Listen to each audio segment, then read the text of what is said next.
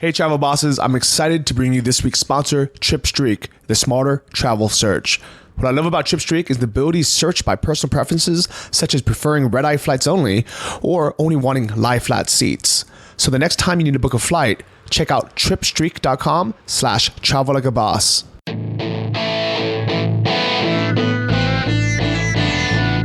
Welcome to the Travel Like a Boss podcast, the radio show all about traveling like a boss by being your own boss. Stay tuned for weekly interviews featuring guests that have built their own online businesses. If you would like to have access to our entire back catalog, visit travellikeabosspodcast.com for instant access. And here's your host, Johnny FD. Hey guys, Johnny, and welcome to episode 148 of the Travel Like a Boss podcast. I am here with Luke Rudkowski from wearechange.org. Welcome, buddy. Awesome. Thanks for having me. Yeah, so we just actually met at the pool party of the Nomad Summit wrap-up, and I got interviewed on his YouTube channel, which turned out to be super freaking popular. How many people do you have on there? Right now, I think over 400,000. Yeah. That's almost 500,000 people. Yeah. It's been amazing. It's been incredible. I've been doing this for, a while now, on and off. And luckily people just came and gravitated towards it naturally and organically without any advertisement, without any money in. I started off with $0 and was able to build something that has been just independent, real, raw. We're not perfect. We make mistakes. We admit them. But it's been an incredible blessing to be able to express myself and have it resonate with other people so much that they share it, that they subscribe, and I'm able to do more because of that. I love it. So would you consider this an alternative news channel? Yeah, I guess it's independent media. We're not left, we're not right. We don't like to emotionally manipulate people or play on either's party side because we've seen a lot of digression when it comes to journalism. I think it's great that the mainstream media is being utterly destroyed and finally called out for all the horrible things that they have been doing, pushing lies on behests of the establishment.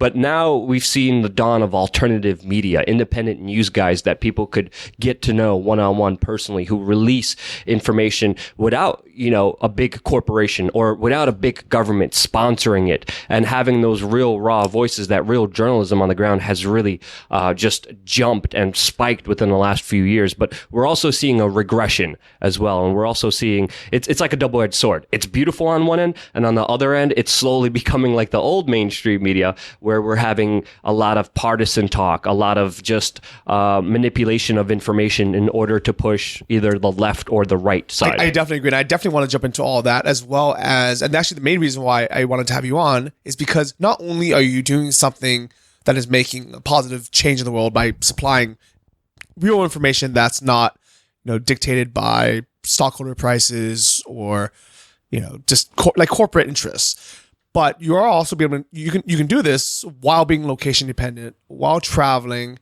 and having it being a full-time income. Yeah. Did you realize, when did you realize you can do that? Really, it all starts with, your thoughts. I always had this belief that the famous Yoda quote, your thoughts become your words become your actions become your habits become your values become your destiny. So I always dreamed that I always wanted to be totally free. I always wanted to make my life's purpose to help other people, to be the change that I wanted to see in this world, and to express that through a visual form. And it's been, a blessing. When it happened, I didn't realize it. I'm here looking back at everything, and it naturally, organically built up to where I am now, totally free, totally independent, traveling all over the world. Been doing it for about 5 years now, if not more. Going into places that other people don't dare, doing real journalism, being able to go to places like Venezuela, Caracas, the murder capital of the world, and report on the situation there. Being able to go inside Fukushima, sneak into the no-go zone, report on really what's happening there, especially since the Japanese government is censoring a lot of critically important information to the future of, humanity. What happened at Fukushima was horrible. I go to places like Manila, where I do reporting and charity work for children who, obviously are poverty stricken and that have to go through so many adversities. I go to India and I talk about the currency reset that happened there, where 80% of the cash was just wiped off, and I was there. So if you guys haven't heard about that, what they did was they basically made any bill that was worth over what, like 20 US maybe? Yes, it was the $500 and $1,000 Indian rupee notes that they made illegal, and that was 80% of the cash on hand in all of India. So automatically in one day, all the cash is worthless, and people have to go to the bank account right now, their banks, exchange their old bills for new bills, but the government didn't print enough of the new bills. People were committing suicide. There was fights. There was riots. It was insanity in some places. Other people came together and helped each other out organically. But when you went to the bank, they checked your tax records and said, oh, you didn't pay any taxes on this. You're going to have to pay a penalty depending on the level of how much taxes you didn't pay. And it was a huge hit to people in the poor class and the middle class of India, and it was devastating. Keeping money under their mattress or saving up kind of for a rainy day, not trusting the banks and things like that. Yeah, I mean, obviously India is a major cash country. Everyone operates on cash. There's a huge black market there. I mean, that's why a lot of people in India are wearing gold and have a lot of gold, because they see that as their retirement, as their investment. They don't really trust government, and obviously, for obvious reasons there, and all the ethnical cleansings that happened in there, and the colonization of that country, and the whole rife that happened throughout there. So it's totally understandable. It is so crazy to think about that. Like, I think we're lucky that we're, in some ways, that we're from America and we have one of the most stable currencies. But, people that live in a lot of other countries, overnight, their money could become worthless. Exactly. And even in the US, even though we think it's the most stable, and it might be the most stable compared to these other countries, but how do we know? Like, do I actually have 300 grand in the bank, or do I just have a bunch of fucking commas and digits that they say they'll give it to me? But what would happen? Like, I really wonder what would happen if I went to my bank tomorrow and I was like, can I have my money, please? What are they going to say? They're going to say, here you go, sir. Here's 300 grand. And what if it wasn't just me? Everybody in the US did that on the same day because some, war happened or something happened where we had no longer any trust in our currency, and we decided, okay, let's take it out. There's no way the banks would be able to fulfill that. Yeah, to me, there's a war on cash, and we're seeing similar talks in Australia and also even in the United States about doing a currency reset like India did. They're looking at India as the case study to develop more control grid systems and tax systems within other countries because they see it as being very successful. But ultimately, yes, the US dollar is very popular, is very trusted only because of people's belief in it. So it's very strong, but it's also at the same time very susceptible to crashing at any moment, especially with the fiat debt system that we have. And it's $20 trillion that the United States is indebted. I mean, that's huge. I don't think most people realize that or even think about that. We're the richest or one of the richest countries on earth. And let's say you were wealthy, right? And then you told me, no, I'm actually $5 million in debt.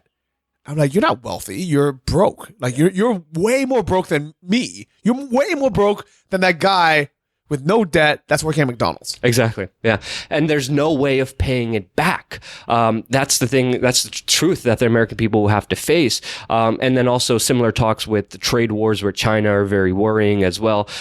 If people went to the bank right now and demanded all their money, if all of us did that at the same time, it would be impossible to pay back because it's all based on a digital, fake, manipulated system by the U.S. Federal Reserve that just prints money out of thin air. The only thing backing it is the U.S. being the reserve currency of the world, but it's changing. We just seen Iran just a few days ago stop using the U.S. dollar. We've seen U.S. foreign policy being dictated on behest of the U.S. petrodollar. Whenever a country threatens the U.S. petrodollar, like Syria, like Libya, like Iraq, like all these other countries that the United States played a major role in and over toppling, it was surrounding the use of the petrodollar and moving away from using the US dollar on the world market, which of course would hurt the country economically.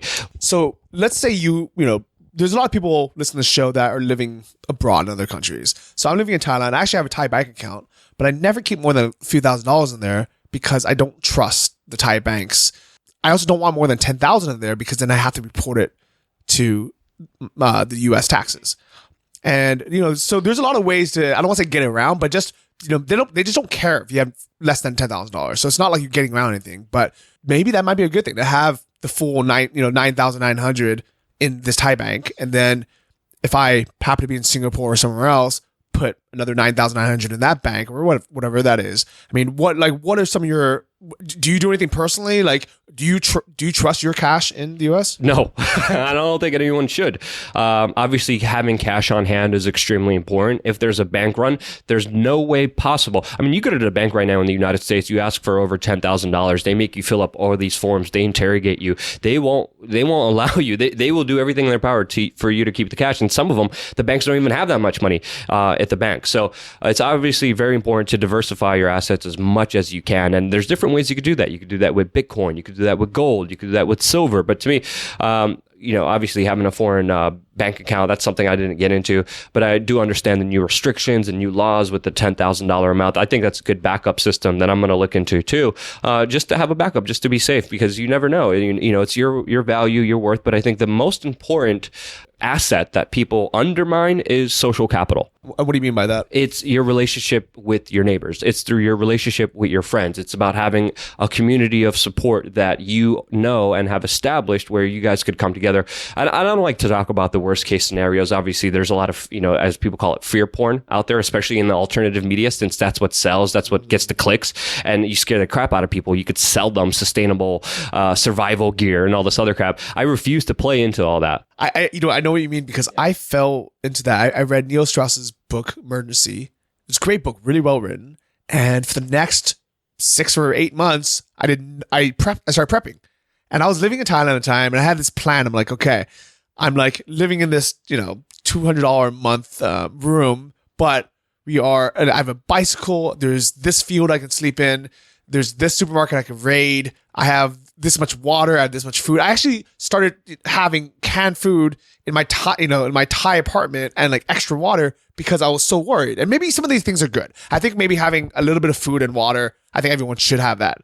But when people start building bunkers and buying all sorts of prep gear, I do see that definitely being fear porn. Yeah. I see people watching The Walking Dead now, and they're like, okay, we're going to take notes. Okay, what are we going to do here? What's going to happen here? One of my major philosophies that I have always lived under is to never allow fear to control me. That's been a major push in my life, something that's extremely important, because you ultimately get to decide how you live your life.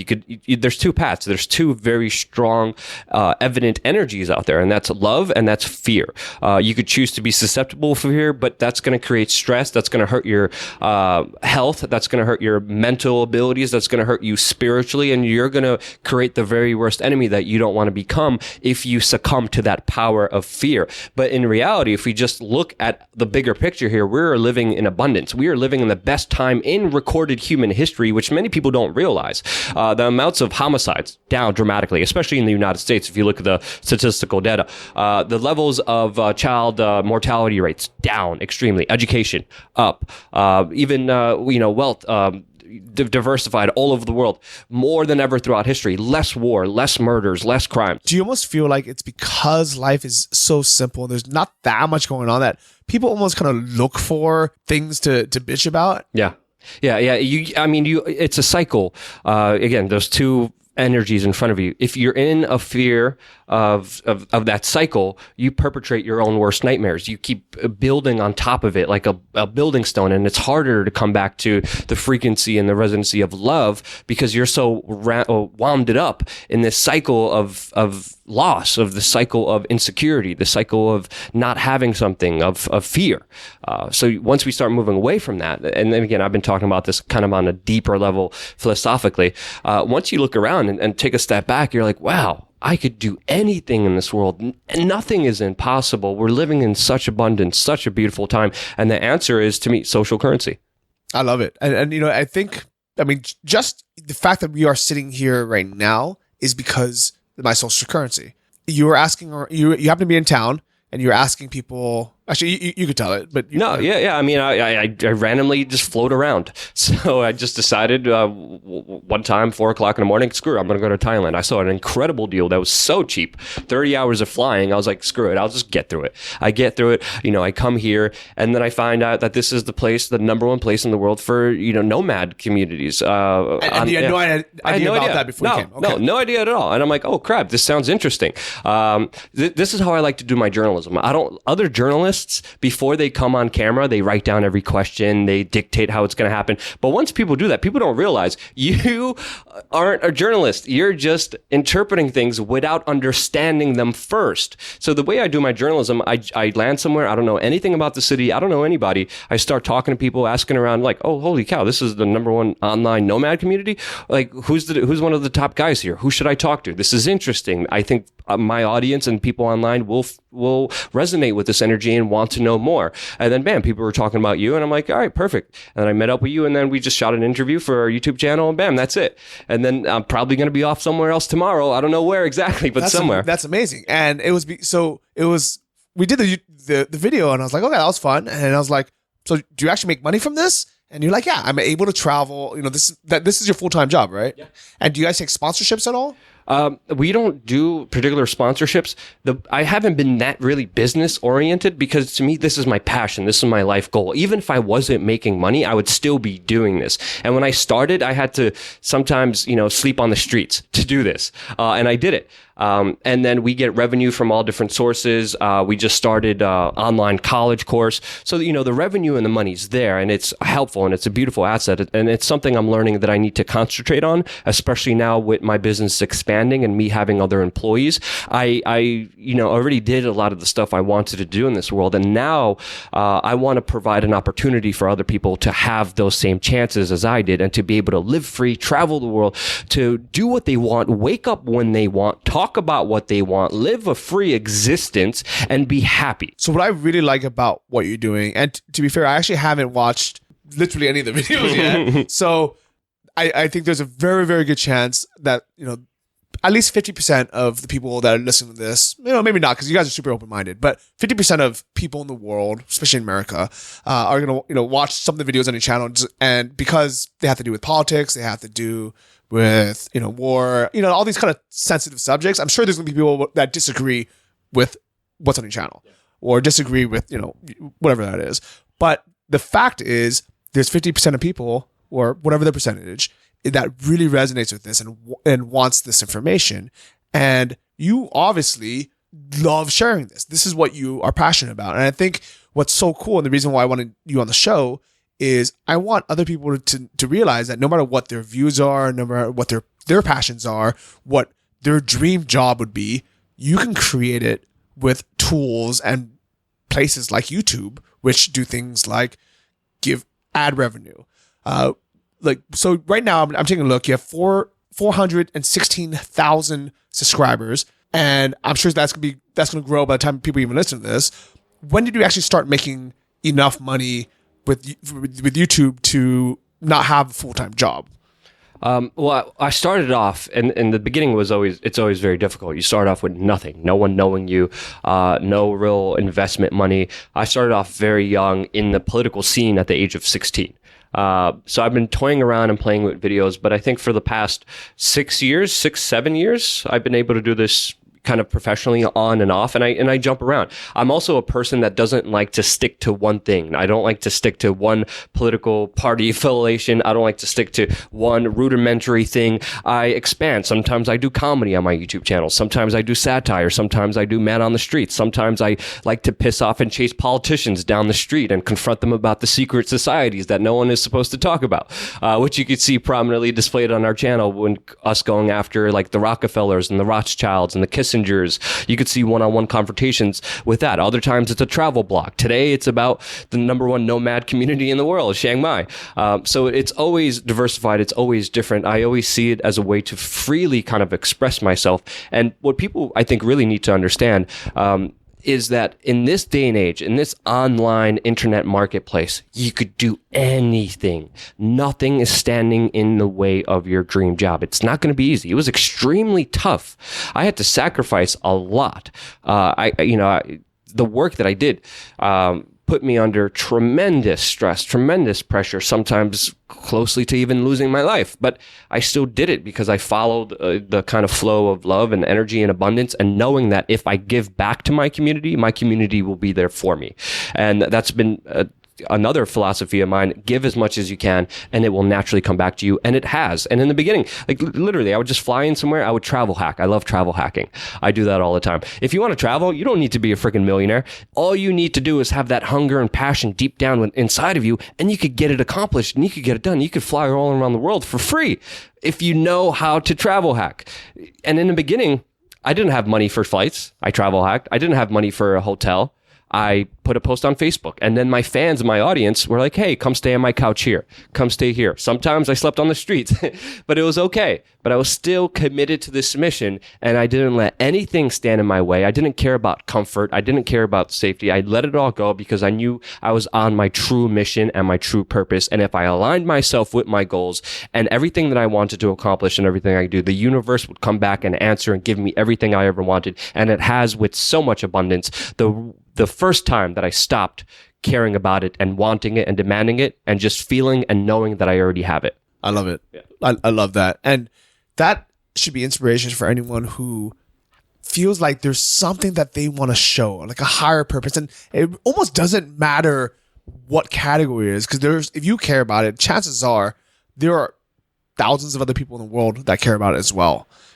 And if you're willing to go through that hardship, and we call it in the entrepreneur community bootstrapping.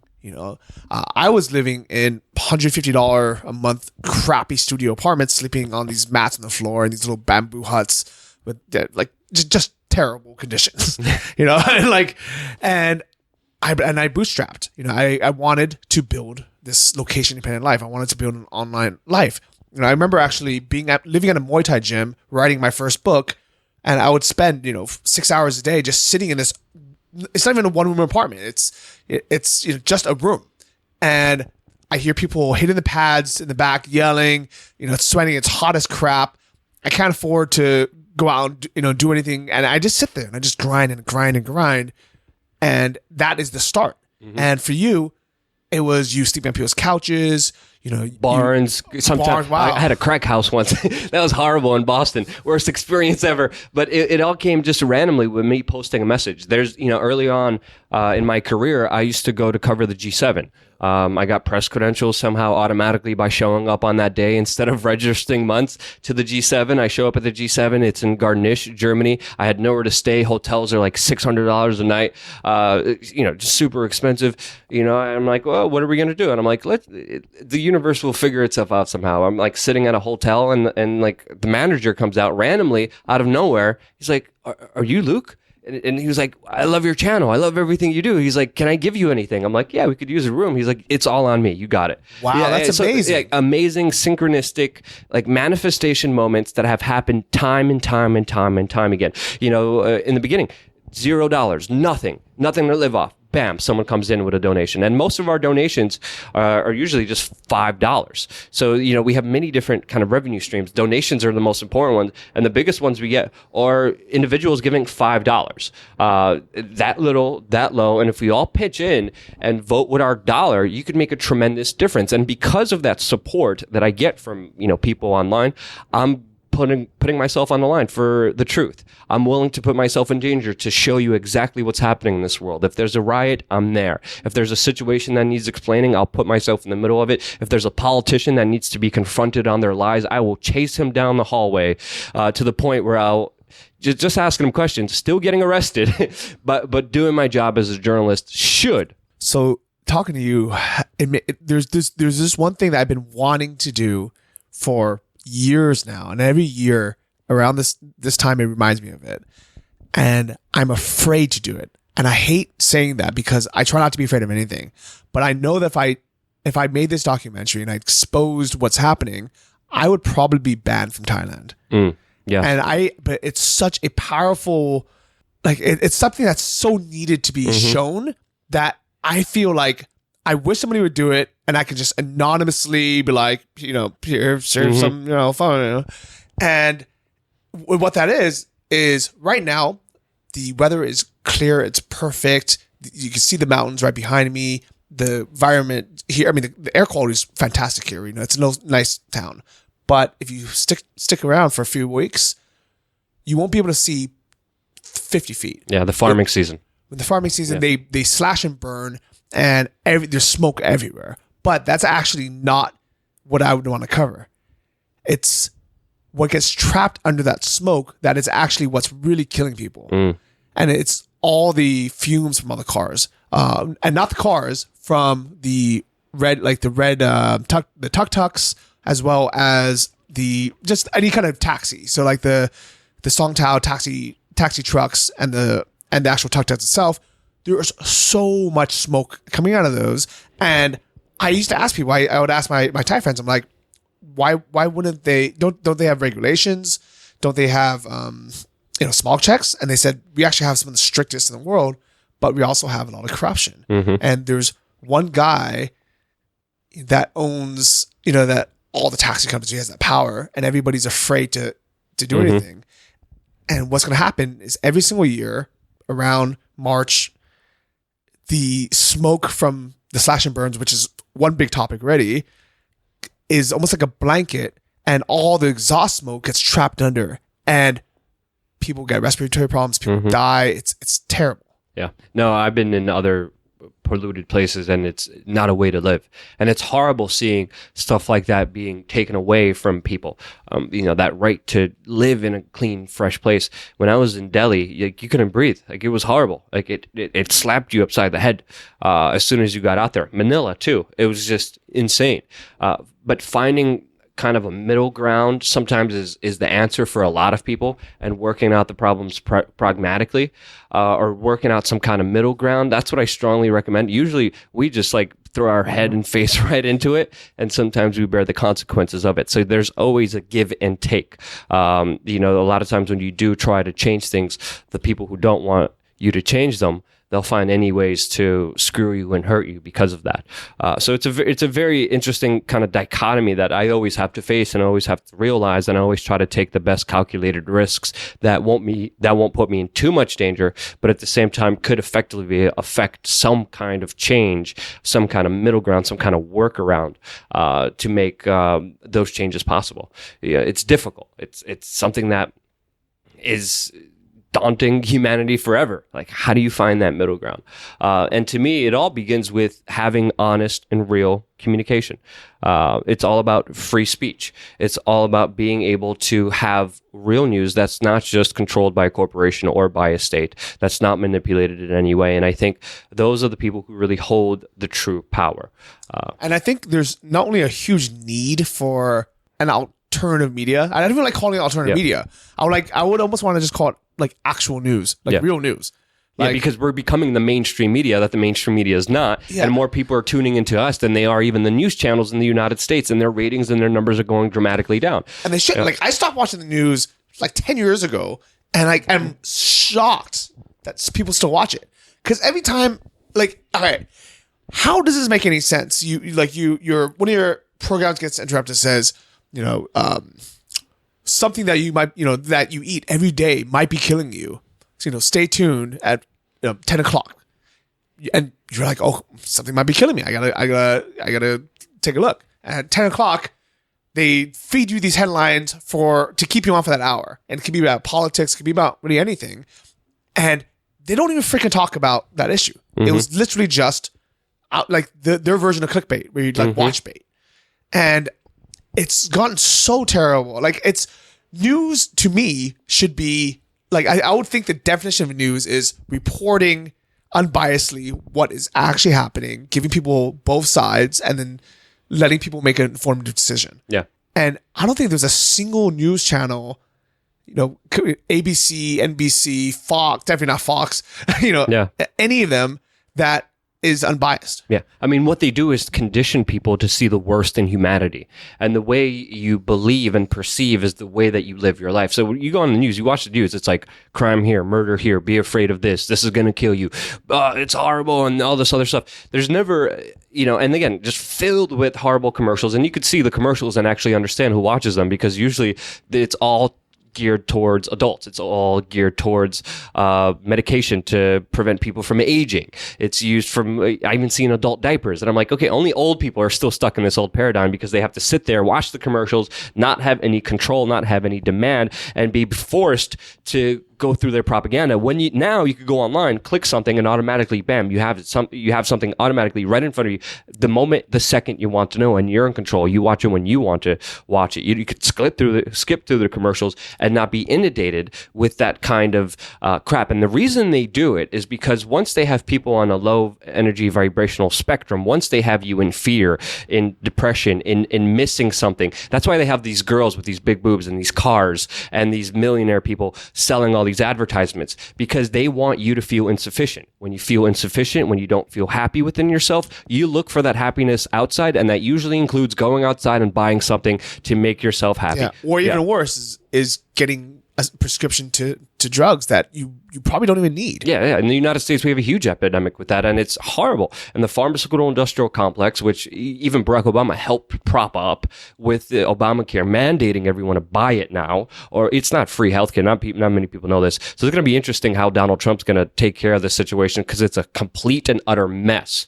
that Barack Obama set up in the United States. But again, pushing you with so many different chemicals, so many different things. Oh, you're depressed. Take this pill. Oh, your legs are tired. Take this pill. And again, and the side effects have to be countered with other medication and everything else. And they sell you all this stuff. And then you're left questioning, what the hell happening here? Like, what happened to my life? It is so insane. I think anyone listening to this, if your doctor ever recommends that you take a pill for the rest of your life, I think it's different. Like if it's something like you need to take these pills for a week to cure whatever, bug you got. Yeah. For that, fine. Just, take it, or we'll look into it. But if it's something that you have to take for the rest of your life, really fucking take some time and figure out how do I fix this problem without getting this? Because you'll guarantee that not only are you a customer for life, but you're going to have those side effects that, as you mentioned, and that is why people have cocktails. I don't think there's anyone in the world that only takes one prescription drug. You either take 0 or you take like 10. Yeah. Because you need everything else to counter the other ones. And it's not just pills. It's also needless back surgeries that people push. I mean, I'm 30 now. I've been asked to have so many different surgeries. And then second doctor is like, no, it's all an insurance scam, because if they're able to do surgeries for you, they get more money with the insurance industry, which is completely and utterly broken. So we're seeing a lot of aspects of societies. This is why we have so many followers, because we call out everyone: the pharmaceutical industrial complex, the prison industrial complex, the political system, the media system, the school system. It's all corrupt, and it's all meant to entrap you in this lifeless organism where you never really truly reach your potential and are able to actually have a life. And you're just controlled like a freaking slave working a 9-to-5 job. Then you retire, but when you retire, you have a heart attack and you die automatically, and you never get to experience life. So this is a big reason why I love our location independent lifestyle so much, is because first off, we've already broken away from a lot of those chains. We've broken away from the 9-to-5 job, the corporations. We've broken away from buying unnecessary crap that we don't need. We've completely broken away from broadcast media, because we're in a different time zone. We're not going to watch Thai TV. Like I literally don't know a single person out of the hundreds of people I know in Thailand or anywhere else I travel to that watches broadcast TV. Why would we? We would watch YouTube, watch Netflix, we watch something, we would stream something. And automatically what that does is that removes us away out of the picture, so we can see it from a bird's eye view, and we can see it, like, even just watching the elections from Thailand is so different than watching it from anywhere in the US, especially if you're from like New York or DC or somewhere like that. I can't even imagine being there and being able to even open-mindedly or logically process what's going on when you're in the middle of that, and there's so much input from all sides. There's these news headlines flashing everywhere, newspaper headlines flashing everywhere, and unfortunately now it's all over our social media. Everywhere else they can advertise too. So it's not that online media is is perfect, but it is a way where more people like Luke, more people like you guys listening at home, if that is something that you are passionate about, can be the change by creating your own news channel. Yeah, I mean, this is something I really, truly do care about, mainly because we're also seeing the digression of independent media. We're seeing people, go to clickbaits. We're seeing people just fight with other people just for the sensationalism of it, but not for the true purpose of informing people and giving them the best information they can that will help them generally. We focus on celebrities. We focus on all this other mindless fluff. And to me, if we really want to fix society, if we really want to fix the world, getting good information, getting the right information will help us tremendously. We wouldn't have so many wars if it wasn't for the media lying. Again, the true power to me, the people who are responsible for the world's problems, mainstream media, 100% because they were controlled, they were opted, they're not working for the people, they're working for advertisers, they're working for corporations or governments being manipulated in order to make you more of a frickin' slave. And whether it happened on purpose or by accident, us feeding into it, us being lazy and not being proactive and seeking independent media outlet and supporting them, donating, financing, voting with your dollar. This is the true important aspect that people need to realize. I can definitely see that. But here's the question, I guess, is right now, I do think alternative media is better in so many ways. Oh, yeah, 100%. Where it's not controlled by all these things. But what I'm afraid of is that there's like that spiral where I almost feel like the TV news, some people call it, whatever they call it, but the TV news, the popular news, they probably used to be a lot more normal. They probably did report. I'm almost willing to bet that if we watched it 10 or 20 years ago, it wasn't as sensationalized. It wasn't these crazy headlines. It wasn't all this stuff. And the problem, I actually think, is kind of something you mentioned earlier. It's us, the viewers, where we are clicking, we're watching those crazy clickbait headlines, and we're just encouraging it more. And they see it as, okay, well, we can make more money if we just keep doing this. Let's or for example, why don't news outlets report the good things that are happening? It's because most people don't care. They don't share it. They don't talk about it. They don't click it. Yeah, the viewer is the most important aspect of this because you literally decide what the future of information and news will be. If you decide to click on the shocking 10 facts about Kim Kardashian's toes or whatever the hell, you're incentivizing it by voting with your attention, by voting with your clicks. And I think we're slowly moving away from that. I think people are hitting a plateau of like, crap, this is horrible. This is like there's only so many times you could get me with that clickbait article before people are like, okay, I'm not going to be tricked into this wormhole of bullcrap. And that's why I was very concerned about this happening, and that's why I created Change Media University, where I teach people how to start their own media companies, their own YouTube channels, how to effectively get their voice heard online. And I use it as a way to train people all over the world because it's an online college. I do in-person seminars too, to incentivize people to go out there and be a part of the change that they want to see in this world and be the news outlets that we all deserve. And I understand it's not sometimes a grand conspiracy. Sometimes it's people being incentivized because that's where the money is at.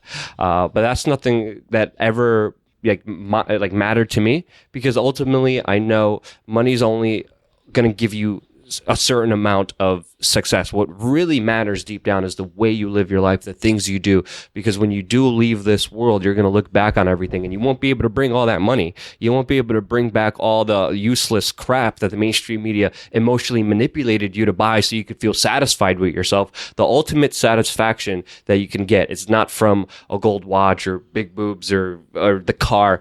It's you living the truest version of yourself. That's really cool. I'm actually just taking a look at your course now, and I like the video that it says how to be a real journalist in 2015, but I'm sure 2017 still applies. Yeah. All right, so that's cool. This is kind of going back to what my audience really likes is having an alternative way to live and make money. Mm-hmm. But what's really cool, and the reason why I wanted you here is you can do it in these kind of almost grand ways. Mm-hmm. I think a lot of people don't realize that. I think there's a lot of people, who don't want to do what I do, and maybe they're like, I don't care about selling furniture and drop shipping. Like I want to create videos. I want to create content. I want to be a journalist. I want to expose this. I want to be a documentary maker or whatever it is. And meeting people like you that make a full-time living from, things like YouTube ad revenue, do you mind giving people like a ballpark of how much like like how much you would earn per like 100,000 subscribers or whatever? You can't say because of YouTube's terms and policies and services. If you tell anyone how much you make, they could effectively take down your channel. Wow, but it's all very dependent. I mean, you look at some numbers out there. There's some forums, anonymous forums, where people go exactly how much.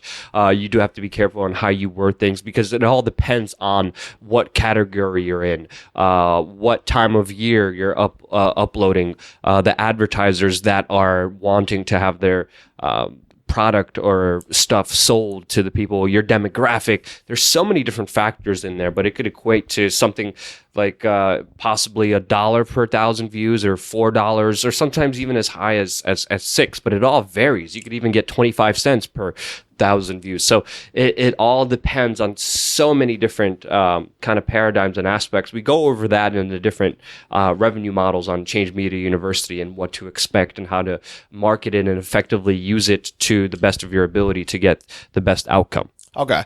That's cool. I think so for people that are kind of wondering more, like I understand why YouTube doesn't allow that. I actually screenshot my revenue every month, but first off, I only make like $100 from YouTube, so I don't think they really care. So I'm too small. But also, I think somebody had told me I can show like the estimated amount that's on their revenue dashboard, but I'm not allowed to show like the analytics with that and then like exactly how much I made from. Yeah, the rules are weird. Okay, but it all depends. I haven't been that monetarily focused on a lot of this issue because it's just like release, go, get their information out there, and it's more about my passion because it's now automatically always there, and it's beautiful. And that's what's amazing about things like YouTube is if you really think about it, if YouTube didn't exist and you wanted to get your videos out because you generally want people to have access to this information, you'd have to find a place to host these videos, which would be expensive because HD video is expensive to host and they're big files. Then you'd have to find a way for people to find your videos or watch your videos. You'd have to have these like streaming platforms. Then you would have to get people onto your site and you'd have to advertise and get them there. YouTube does all that for you. And not only is it free, they pay you for you to use it. And it's insane. Yeah, it's a brilliant business model because they share the revenue that you're able to produce for them as well. Obviously, they do take a cut for it as well. But there's also kind of slippery slopes. We've seen some kind of activity from YouTube, too, that's not really encouraging. They've been kind of changing their algorithm so many times, leaving a lot of the independent guys screwed. And now in their trending list, it's usually the top advertisements, just as advertisements as videos with not even significant view counts, but they still do that. So there's, obviously we can't put our full faith into just YouTube. There's other alternative media platform sites as well that people could go into. But now the world is so big. People just rely on this one big kind of entity. But we also have to be careful because that one entity is also controlled and also run with a specific interest. And a lot of times when you're, bucking the system, those interests don't really work together and they kind of try to squeeze you out. So it's again, another dual sword. Everything always has two sides to it. It's not just, left or right. It's a lot more complicated than we know. Okay, I can definitely see that. So to give people kind of an estimate of what people can make with the big YouTube channel. So I just took a look at mine. I have, 4,000 subscribers. I have to take a look at it again, but I'm making $100 a month right now. I have 7,000 subscribers. So your channel is at least 500 times bigger than mine. So just doing that estimation, I'm sure it's different for everyone, but 500 times 100 would be. No, that's way too high. But I think I actually added another zero. But like, let's say the $5,000 range, right? And it could be more, it could be less, right? But $5,000 is enough for someone to travel and be able to do what they want to do. Yeah, you do it for a lot less. You don't even need that much. I take a lot of the revenue, a lot of the donations, and I use it to hire other people to be writers, to be journalists, to be editors, to be meme makers and video makers. So right now I'm in the process of taking everything and living life as a minimalist, I still scrounge up every little penny to the last freaking drop. I stay at a hostel because I don't need a freaking hotel room because, and again, it's more about my philosophy too, because because I could be in a hotel room by myself, or I could be with other cool people and travelers in a hostel for, what is it, $3 or $4 a day. I'm saving money coming to Thailand from New York, especially with the travel hacks, traveling for free, living here extremely cheaply, and I take all that revenue and I use it to expand the team and give other people the possibilities that I have. So you mentioned travel hacks a couple of times. Yeah. What do you actually do? There's a lot of different things. You can't really specifically talk about them in great detail because, again, if everyone starts doing it, no one would really want to. And I kind of like leaving it kind of blank, mainly because if someone really wants it, you're going to have to dedicate the time. You're going to have to dedicate the research. You're going to have to actually do the physical work to figure out how to do this. Okay. But did you take a course or did you No, just I didn't take a course. Okay. Just by traveling myself, talking to other people. There's so many different little tips and tricks that you could implement. And so just kind of broadly, do you mean like getting like credit card reward points and then using that to get miles? Yeah, that's one aspect of it. There's other aspects of it of using particular travel methods or particular airlines or particular ways to do connecting flights. There's special websites. There's last minute deals. There's people within the airlines. There's passes. There's a plethora of freaking options out there that you could implement, that you could use, and you don't need $5,000 a month. You could literally, like, I don't spend much money at all. I mean, the most money I spend throughout my travels now is usually just on food, and that's it. Hostels, $5, $10 a day, it's nothing. So I used to really enjoy getting deals. Like that was my favorite thing in the world. And I think there's something kind of like, it's just nice, feeling you got a great deal. I used to be subscribed to every single deal website, and every time I would find one, I would share it with friends. And what's crazy is even before the actual, like the deal website I was on, it was this piece of crap looking thing, like that looks like somebody can, a sixth grader can make in Notepad. And I didn't realize until way later that these sites make a crap load of money. Like people love other people love free stuff. People like coupons. People like discounts. So if I was smarter, I would have created a deal site a long time ago. With the travel hacking, so I've been flying for free for the past couple of years. But the way I decided to do it is instead of spending a lot of time figuring out how to fly for free, I was like, let me just build a business, put a bunch of expenses on the card, and use those points to pay for my flights. Yeah, that's one simple way. That's exactly what I do too. Whenever I pay my employees, it's like an expenses and everything else. Use that freaking Flyer Mile credit card, and then you could also jump the points around and keep expanding them and keep building them. So that's definitely a great, very simple way of doing it, which I think everyone should be taking advantage of. And a lot of people are discouraged because they're like, but I'm not flying anywhere. Like, you don't need to. This is the number one misconception that a lot of people have about freaking Flyer Mile credit cards. People think they need to fly in order to build miles. No, you could put your expenses. You could, pay your employees, or you could buy your daily groceries, and that still builds up to particular miles. Why not do it and then have that opportunity last minute to go anywhere in the world that you want to? Yeah, I definitely like that. So for most people, I would recommend, especially for my listeners, if you guys are more focused on building a business, yes, it's possible to figure out other alternative ways to travel hack. But what I would personally recommend is do the kind of the minimalist version of it, which would be to get one like good credit card that has, lots of credit card bonuses when you first sign up. So I use like the Barclay Arrival Plus card, for example. I think they gave us like 50,000 points when you spend 3,000 or 1,000 in the first month. First 1 months, and then by putting all my advertising, all my like fulfillment for my e-commerce stuff online, just all my expenses online, I also get 2% in. It's not really cash back, but it's cash back that you can only use to travel, which is fine because that's what we want to do anyways. And what I like about that is every 3, 4, 5, 6 months, I have enough money to fly anywhere I want in the world. And when you start scaling up your business and you start spending more, you can fly business class if you wanted to. You can fly more often. You can fly every month if you wanted to.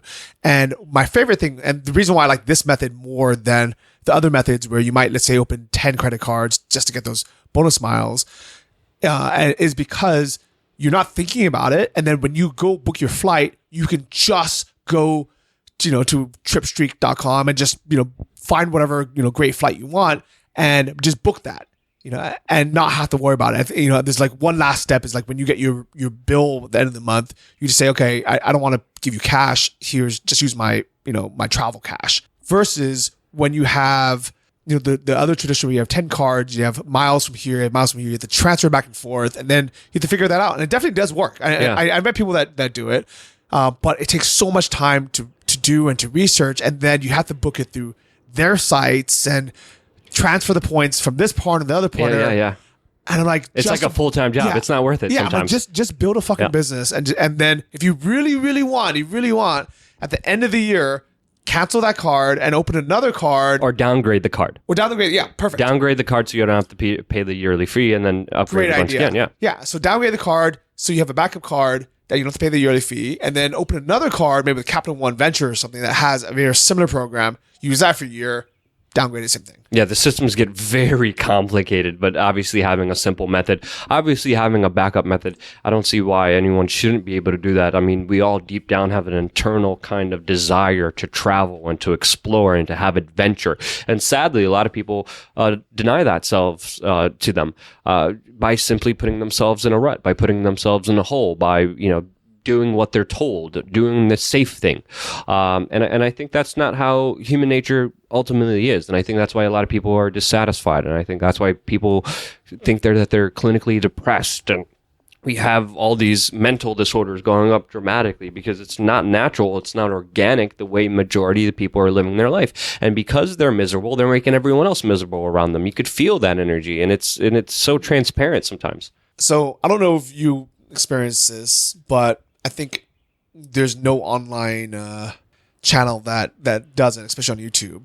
Have you ever noticed when you start getting hate comments, if the first comment's a hate comment, it's a spiral of them. Versus if the first comment's a positive comment, normally that actually grows too, and then it's all positive comments. Have you ever experienced that? Well, on YouTube, the YouTube people actually told me people are 3 times more likely to leave a comment if it's negative than if it's positive. That's just how the internet works. But afterwards, it's very contagious. Even when you're around somebody who's really nervous or really angry, you could see it, you could sense it. So you get that unease within your gut, and it's not a good feeling to be around. But after a while, especially if you're online, you got to learn how to deal with it. There's no avoiding it. You can't let it affect you. You gain a really tough skin.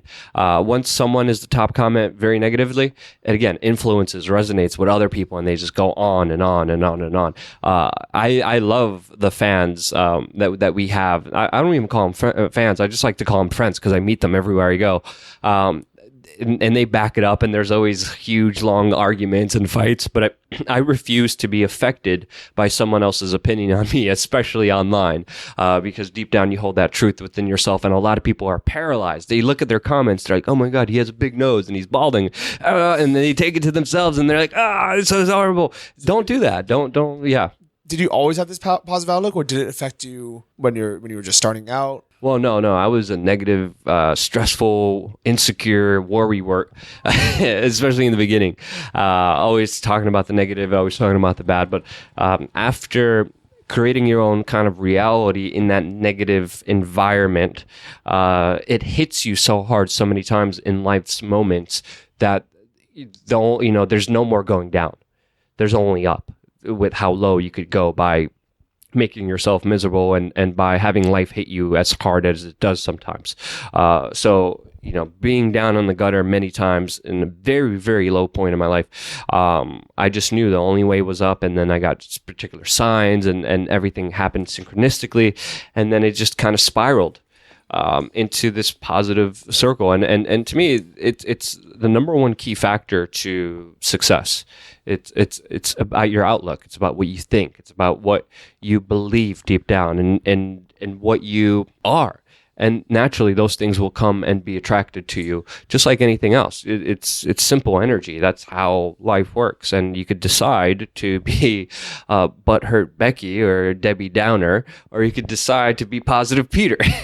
So I always prefer that one because life is so much better, so much more exciting, so much more open, so many more opportunities are available to you once you start accepting the true positive signs that are out there. I like that. Yeah. And I would almost think that in every situation, even in negative ones, there's going to be one or two positive ones. Mm-hmm. Yeah, there's things that happen for a particular reason, and it all matters how you react to them. The biggest power you have in this life is the power of your reaction. If you let things get you down, if you let things beat you up, if you become the bad people that you were fighting against, that you don't want to become, you are putting yourself into that position and you are attracting that, and it will naturally progress within you. Unless you say enough is enough, I will focus on I will practice gratitude. I will practice giving. I will practice having charity in my life. I will practice being the best version of myself to the point where no one will ever be able to bring me down or reverse the cycle of love that I started within myself. I like that. I like that a lot. So practically, like, out of curiosity, do you read all your YouTube comments? Do you respond to them? Sometimes. I mean, I answer all of them in the beginning because of those that I know that comment first. They're usually the loyal kind of subscribers who see the notification and click on it right away. So I'll always respond to the people who comment on my video when it first comes out. If I have more time, if I'm bored, I go through more. But I always want to give feedback and respect to the people who are there for me first, because that's critically important to show your support. Sometimes I read them. Sometimes it's just crazy. It's insane what you see out there and how far people could take it. To me, at this point, it's entertaining. I don't care what you say about me. I don't care. Like, nothing will offend me ever. I don't care. I've seen it. I've been through it all. I've been in this business for a few years now. Nothing could ever bring my state down from what someone says, especially online. Wow, that's really powerful. That's something I can really learn from you, because I try not to let things affect me, but it still does. Like, and because here's the reason why is there's always like the most hurtful comments is when they take something that has I don't want to say a grain of truth, but it can, it's like it is once, it's wide, right? So, if they say, Johnny, you're fat, it's probably because I was fat at that time, right? Where I was always overweight. And then I'm like, fuck, I'm so insecure. I want to make less videos. I don't want to show my face, things like that. And I know I shouldn't let it affect me.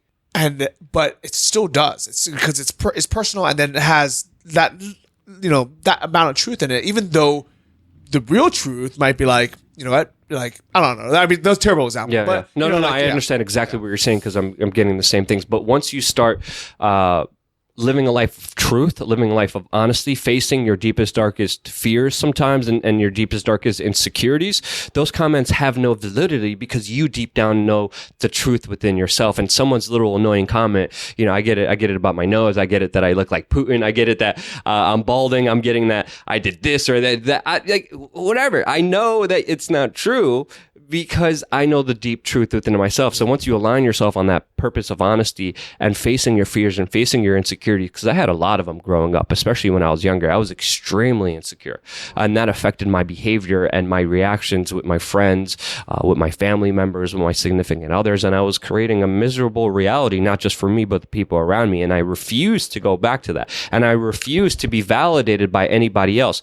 Get rid of that validation. Don't make anyone dependent on your happiness. You, deep down yourself, are the only person you have to impress at the end of the day. So once you find that security, that happiness, that love for yourself within yourself, and you have no insecurities and nothing blocking you, who are you? You don't even know me, and you're making a dumb comment. Why would I even choose for you to affect me, this anonymous troll online? And I'm like, whatever. I just brush it off. It doesn't matter to me. I love that. And I think that actually is a very practical solution, is working on yourself, understanding yourself, that's yourself. Huge. Because, like, for example, if someone called me fat, if deep down inside I know, I'm like, you know what? Yeah, maybe I overate a little bit during the summer. This is in Europe. I drink too many beers, but I've been working out every day. I'm, back on my eating plan. I will be back in good shape again soon. Then it's not going to affect me. And I think but the things that I really don't like is when someone tries to like discredit either myself or something I say because of some, like, let's say I made a video about something 8 years ago that they just, that like says, okay, well now, Johnny, posted this, where he used to be part of the, he used to want to be a pickup artist, or he used to be part of this. So everything that he's saying now is invalid because he was this douchebag 8 years ago. Yeah, I'm like, I don't care. So what? People get a chance to renew themselves, and if people did have a dark past, you have to accept it. You have to not be afraid to speak about it. Again, I just told you, I was miserable. I was horrible to the people around me that loved me most. I was a monster, psychological one, an energy vampire, as I like to call them, because you meet certain people, they take away energy from you, they make you feel lower, they make you feel bad. And I feel like that's what trolls are, right? Yeah. But you can't let those people decide your destiny. You can't let those people decide your faith, because at the end of the day, you have to live with yourself, and you live with your decisions. I make mistakes. I'm not perfect. I'm willing to accept them. And once you're willing to accept them, and once you're willing to face them, they have not as much power over you as they did before. Because just like anything in life, it's like, well, I'm going to hide this. I'm not going to talk about this. I'm going to avoid this. The more you do that, the more it keeps growing and building inside of you, and it will destroy you and your way of life. So I refuse to do so. And if you make a mistake, bam, automatically admit it. You had a bad past, automatically admit it. Face up to the wrongdoings that you did, admit it, move on, and fix it from the beginning, because this is the only way to correct the problems, the only way to solve the problems in this world. I love that. And I think that's such good advice for everyone. And that's advice I wish I would have known many years ago. I think I've been a lot more transparent, a lot more open. I even wrote an entire blog post basically just dumping every bad thing, every, stupid thing I ever did, just, getting out there. It's even on my About Me page, just so like. And then that's so freeing, and you must have felt amazing afterwards. It really felt amazing. And people resonate with that, and people are like, wow, man, that took a lot of balls for you to go out there and express yourself and talk about the bad things that you did. It's so powerful. So why doesn't everyone do it? It's hard. Right? Like it's hard, because it's almost like, I'm 100% sure that, everyone in the world has done things that are either embarrassing or stupid, maybe even, I don't know, just whatever, just like things that they're not proud of. Yeah. In the past. Or things that they weren't aware of that hurt other people. Exactly. Yeah. Okay, I could definitely see that as well. People avoid a lot of things and facts in order to just help themselves and to push them. But in reality, you always have to be conscious of not just your actions, but how your actions affect everybody else, which a lot of people avoid. That at the time they thought they were doing the right thing, but it turns out it wasn't, and people want to just never have that brought up again. And for most people, it doesn't really get brought up that much. But once you're in the public eye, you can't do anything. People dig. You can't right now. I can't do anything wrong. It's impossible. Like, there's random people that I meet. I was doing the Golden Temple here. Randomly, someone came up to me like, "Oh man, I know your stuff." I'm in Tokyo at 3:00 in the morning, drinking, partying, having fun. People coming up to me, "Oh, I know you." Once you're in the public eye, you have to live a clean, transparent life, and you might as well just live an honest one, because it will eat you up and destroy you if you are a horrible, bad person. And soon, eventually, everything will be leaked, and everyone will find out everything about everybody. Yeah. Well, what's crazy is, in the next, 8 or 12 years, whatever it is, we're going to start having president candidates that grew up with things like MySpace, with their photos up everywhere. They're definitely, that one photo of whoever smoked, the president smoking weed is going to be hundreds of photos and videos of them, doing illegal things and doing, stupid things. How do you think that's going to change? I think it's great. I think it's awesome, but we have to be careful who controls that power, because if it's the NSA, they'll use it for really horrible political motivated things. Same with Facebook, which we have seen kind of go more left and more authoritarian and more corporate than all the other freeing social medias. But I think this kind of freeing of information, of everyone knowing everything, is beautiful, but we have to be extremely careful who controls the levers and switches on that. Because, I want a president who's honest. I want a president who made mistakes and is able to own up to them and has to face those mistakes instead of hiding them under millions of dollars of PR bullcrap and lies and distortion. I rather know exactly everything our elected representative is doing, full transparency. That's the only way to really have an honest government, because people, when they get power, it corrupts them, and absolute power corrupts absolutely.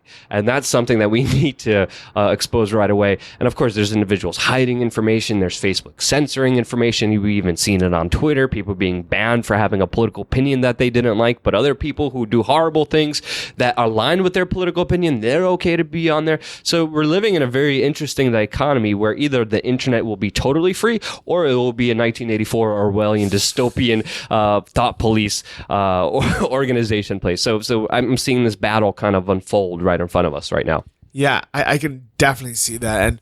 And, not even with just like politics, I've heard, and I don't know how true this is, but I can see this being true, is like, if on, for example, on Twitter, if you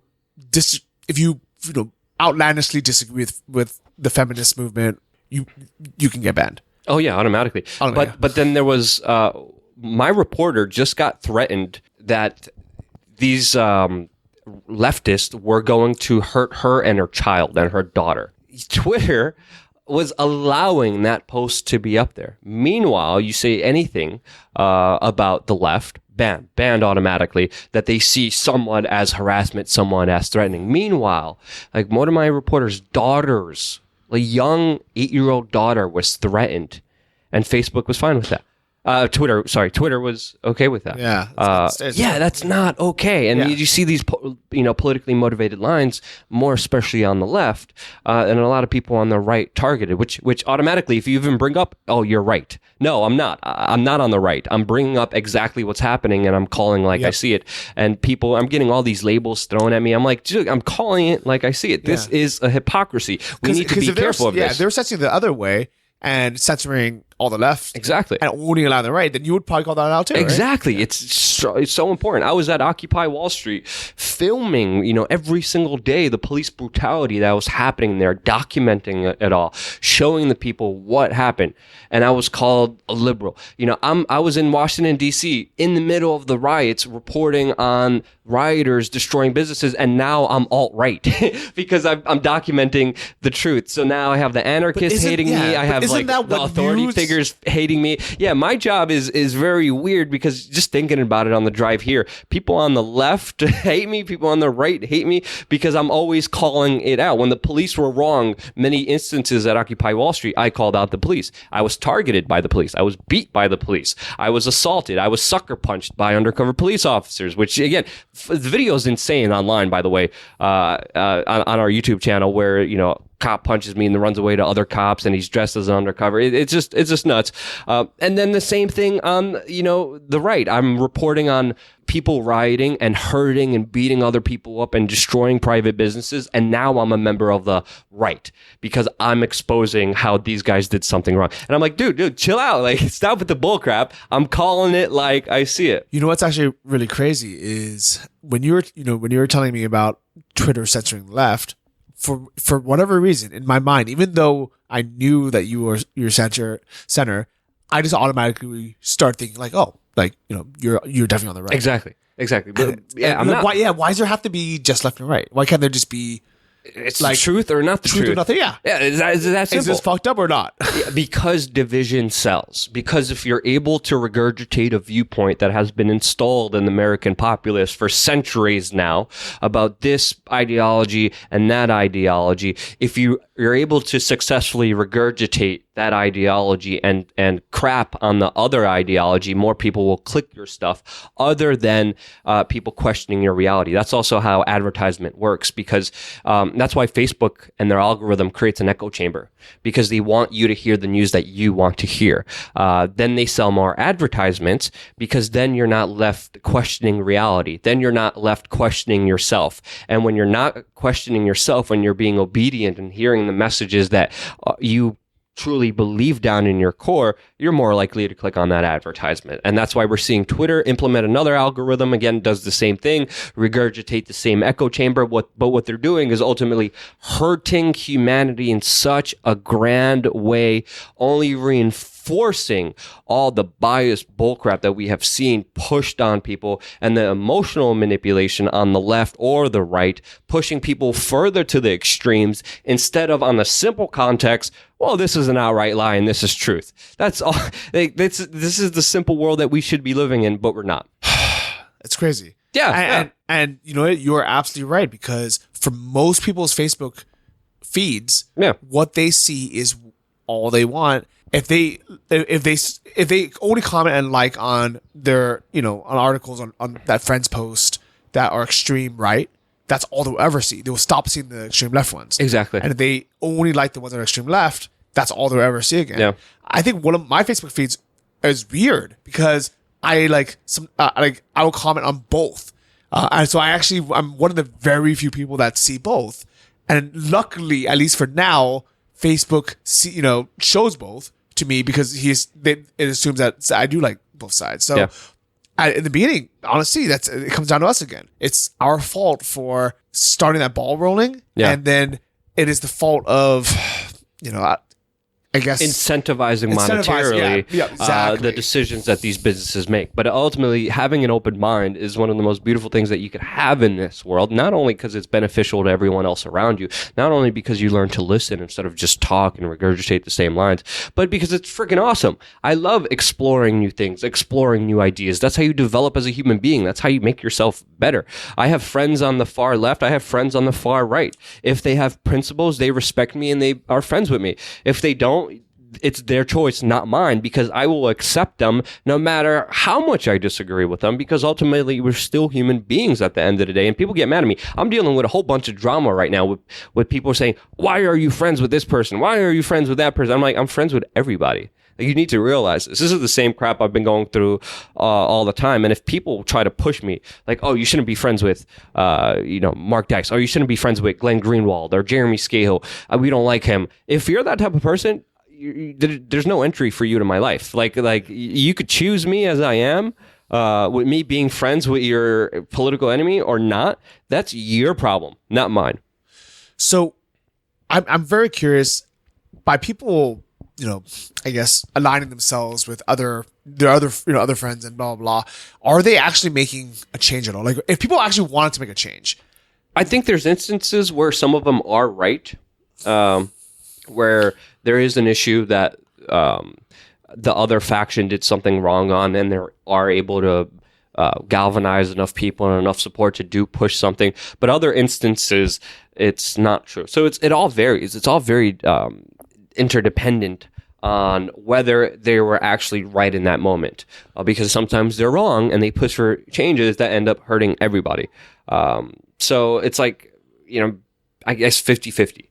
Okay. But to me, there's instances where the left is right. There's instances where the right is right. I think that's true. I really do think it's true. No one's there's perfect. some instances where the situation is so fucked up that both sides are going to get it wrong. Both sides are wrong. Yeah, both sides are actually, so I want to quickly talk about Obamacare, where I truly believe that he had good intentions when he was... I didn't. You don't think he did? I was calling him out when he first got into office. Before he even was in office, I was like, be careful about Obama. He's a charlatan. He's going to lie. He's going to continue doing the same. And I knew that because I looked at his advisors. I looked at the people he was putting in key positions of power within the government. And I knew he was going to do the same thing George W. Bush did when it came to the foreign policy. And he did. And he expanded it to the police state, to the surveillance, to the control grid state. He was a very bad president. Wow. Yeah, 100%. Okay. And I knew he didn't have good intentions. And the whole, healthcare, like, it did have some benefits to it. I won't deny that at all. But it also had very negative sides to it. So here's my problem with Obamacare as it is right now. One is it's completely diluted and fucked up because there's the left and right fighting each other. And they're like, all right, well, we're not going to let them win on this. So I'm going to, on the left, you have, on Obama's side, on the, he's like, I'm just going to push this through no matter what because we want to have it. And then on the Republican side, they're like, well, if you're going to push it through, well, we're going to kind of fuck it up along the way. Oh, yeah. And then people were like, oh, you pushed through this crappy healthcare system. But for me, when I look at this, I don't like my whole actual issue. I'm like, this isn't the issue. The issue is, why is it so expensive for people to go and get healthcare, even if they didn't have insurance, like in Thailand, without insurance, you can go to the hospital and you can see a doctor. Why is it so fucking expensive where if you don't have health insurance, you are screwed? Oh, yeah. And why is health insurance so fucking expensive where even if you have it, you're screwed? Yeah. These were my two major problems with Obamacare. Number one, I don't support a government mandating you to do anything. They mandated you to get health care. If you didn't, they would fine you, and they would double the fine and hurt you if you didn't do what the government told you to do. The second part of it was it incentivized a broken medical system within the United States that doesn't treat people, but gives them other freaking pills for other symptoms that the regular pills caused. And it's not a system of true healthcare. It's a system of monetization of people's lives, and they make horrible decisions that are motivated by money instead of actual healthcare. And why give those people a monopoly now on all of us and force us to be a part of their system? Now, I'm not saying all of the medical industry is corrupt, but a lot of the higher ups. A lot of it is. A lot of it is. On that second point, I think that if I somehow had the power to do so, first off, I would probably get some smarter people around me. But in general, what I would do is say, you know what, let's get rid of all the corruption, all the greed of pharmaceutical companies, of health insurance companies, of even even hospitals are like over expanding. They're buying too much fucking equipment. Huge waste of money. Yeah. I would fix all that and then just streamline it down and be like, okay, now we're at a point where if somebody didn't have health insurance, they would still be able to go to a hospital. I think that's actually the very first thing they need. If somebody with a normal job can go and not be bankrupt for the rest of their life, and maybe it might cost them $6,000 or $10,000, but it's not going to cost them $500,000 if they go to a hospital without any health care. And once we get those costs down, then the issue of having affordable health care or health insurance, it would be a no-brainer. Then we wouldn't even need Obamacare because healthcare would be so cheap and so few drugs would ever be needed that if you wanted to buy insurance, go ahead and everybody can afford it. Yeah, and look at alternative ways. I mean, it's just insane seeing some of the medication that's being used all around the world still being held up in the United States because of the stupid FDA practices that they have in the medical system. There's medicine out there that helps people with so many horrible ailments and diseases that people are using, but we can't use them inside of the United States. Same thing with medical benefits of marijuana. How long did it take to get that institutionalized in some of the states that are helping people out tremendously with horrible ailments that they wouldn't be able to get help because of the freaking government, because of the medical system that has a control grid on life, and no one ever should have that control ever. So whether you guys agree with this or not, actually, especially if you don't agree with this, go out and have a voice. Yeah, go out and create your own YouTube channel or blog, whatever it is. Be the change that you want to be, because maybe you guys don't necessarily agree with me. I'm sure I don't agree with everything Luke's going to say, but what's great is we both have platforms where we can share our opinion. No, it's awesome. It's a beautiful gift that I'm so grateful for. And even better, we're able to do this full time because we figured out, by things like YouTube ad share or creating courses, selling digital products and things like this, where we can make enough money where we don't have to slave away at a 9-to-5 job. We don't have to be trapped in a cubicle back in the US or back home. And we have the freedom to be able to create cool shit and becoming the change we want to be. Yeah, it's incredible. We're living in a time and moment when one person, one voice, one soul could document the truth, and the truth will fly all around the world when it took forever. What was that famous, I think it was a FDR quote, while the truth is still tying its shoes, a lie's running halfway around the world already. Something like that. But right now that's changing. We're living in a day and age with so much possibility, with so much abundance. There's enough food to feed everyone in this world, but somehow it's not happening. There's so many other resources out there. There's so many different beautiful things out there that we just need to see, that we need to put in our viewpoint, that we need to align ourselves in, and naturally we will all get there. And it becomes very simply by looking at yourself and trying to make yourself the best version of yourself. I love it. Yeah. So if any of you guys are interested in becoming a journalist, you can check out Luke's course at You just go to wearechange.org and then probably click on the Change Media University banner that we have up there. Perfect. It'll be easy. And actually what's really cool is I just noticed that if you are a high school student, that you can actually get the program for free. Yeah, I do it manually. I have to get back. It's always a pain in the butt because I'm managing everything else myself. But if you email me at cmu@wearechange.org and then prove to me that you are a high school student or under the age of 18, with your parents' permission, we will give you the course for free. Wow, that's actually really cool. Yeah, I mean, when I run my business, I do it in the best ethical way that I can. If anybody wants a refund for any reason, bam, you got it right away. No questions asked. If anyone has any questions, bam, I'm there for them. I'm trying to add and create more content and trying to build this thing up. It's already a solid, I think I already have like 25 chapters on there going through everything, how to monetize, how to get the SEO rankings, how to have your own website, how to join up and collaborate, how to do interviews, what gear and equipment you need. I go through the whole 9 yards from A to Z, starting your own online, media business. That's really cool. What is your rationale behind giving it to people under 18 for free? Because I know there's some people who don't have a lot of money and don't have the resources. I knew when I was young, I didn't have a lot of money, but I was hungry. But I had this determination to be something and to do something. And I didn't let money stop me, but it would have obviously helped me in so many different aspects. So the kids who don't have that money, I want to give them that opportunity. If they're really hungry enough, if they really care about this, to have all the resources available to them to be able to build their dreams like they want to be able to live a free life, because the children are the future. The schools don't teach this. Colleges don't teach this. Colleges right now, when they teach journalism, they're horrible, crappy institutions that put you in debt and make you enslaved to a system where you have to make coffee for Bill O'Reilly and kiss his butt and work in a broken system that hurts humanity. I don't want that. I want young kids to be entrepreneurs, start their own businesses, go out there, be hungry, and accomplish things in life that will help humanity instead of degress humanity. And the best way to do that is to start out with young kids. So again, anyone underneath the age of 18, message me on there. Or Facebook me, and then I'll personally I hate doing it because it's like I gotta go on WordPress, manually do all that. I still do it though.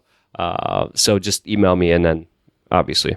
Wow, that's amazing. And I think that's so cool that you're giving back that way, and you really are inspiring, not only inspiring change, and but you're empowering people with the knowledge, with the tools that you personally use yourself to grow this giant brand. I mean, even I remember when you came up to me and you asked if you interview me, 3 people were like, oh yeah, this guy's a huge channel, you should do it. And so I think even before even looking at your channel, I was like, okay, well, if these other 3 people endorse it, then definitely this is something that I want to get on. Yeah, I mean, other people see it as competition and they're very stingy with trying to help other people. I see it the total opposite. I want to help as many people as I can, because who knows, I could create the next freaking PewDiePie of truth, right? That could obviously will repay back the favor, or even if he doesn't repay or she repay me back that favor, that person is still doing something that benefits people. I love that frees people. And for probably the first time in human history, we are able to create things that truly benefit others from a freaking iPhone. Mm-hmm. Yeah, it's that simple. And we can do it location independently. We can make enough money to be able to do this for the rest of our lives and never have to have another job. Mm-hmm. So thank you so much for sharing your story, Luke. No problem. Thanks for having me. Yeah. So if you guys want links to everything that we talked about, this was episode 148 of the Travel Like a Boss podcast. Big thank you to this week's sponsor, tripstreak.com. Next time you want to look for a flight and start traveling around, maybe to do cool stuff like this, go to tripstreak.com/travel like a boss. And thank you for everyone who's been leaving all these great 5-star reviews on iTunes. You guys are the reason why we continue to grow and get more and more listeners. This week's new review is from Sexy Pink from Canada. My favorite podcast ever, 5 stars. This podcast is super entertaining and educational. I love learning about travel, e-commerce, and the nomad lifestyle. If you want to change your life and listen to inspirational stories, this podcast is for you. Thanks, Johnny, for all that you do. And thank you guys for leaving the reviews, and we'll see you guys all next week. Bye-bye. Thank you for listening to the Travel Like a Boss podcast. If you want to hear more, including the bonus How to Choose the Perfect Niche episode, join our mailing list at travellikeabosspodcast.com. See you next week, and remember, if you want to travel like a boss, you need to be your own boss. So start your online business today and start living the lifestyle you've always dreamed of.